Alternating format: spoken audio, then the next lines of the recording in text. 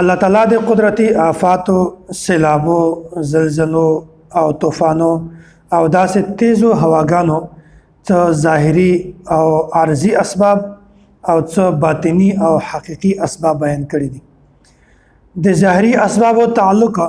دا خو موږ د علم سره کېدلی شي، خو د عمل سره نشي کېدلی، او داسې باطني او حقيقي اسباب دا د موږ د علم سره د عمل سره هم ده. نو ظاهري اسباب دا حالت ظاهري کې چې کله باطني او حقيقي اسباب وي. نو موجوده صورتحال ملک پاکستان کې نن سبا چې کوم صورتحال ده د سیلابو ول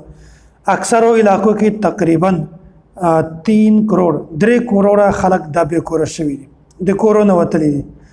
او داسې په زرګونو خلکو خپل ژوند چې کومه د هغه قربان کړی ده. د خلکو کورونه ړنګ شوي دي، د خلکو څاروي دا اوبه وړي دي، او د کور سامانونه دا اوبه وړي ده، او داسې بازارونه تباه شوي دي، کورونه تباه شوي دي، او ځای په ځای باندې دینی مدارس، دینی ادارې دا ختم شوي دي. نو په داسې وخت کې موږ ته دا کول پکار دي چې موږ د داسې متاثرینو आवाज جوړ شو. موږ د داسې متاثرینو په درد کې، په غم کې، په دک کې، په هر معامله کې موږ د دوی سره شریک شو، او موږ هر قسمه امداد دی، که مالی امداد وي او که داسې جسمانی هر قسم دوی ته د امداد ضرورت، موږ به دا امداد وکړو. که چېرته موږ طاقت هم وي، وسم هم وي، بیا هم د دوی سره امداد نه وکړو، نو ګوره په منبر رسول باندې درته ناسم چې الله تعالی به موږ په دې باندې نیسي.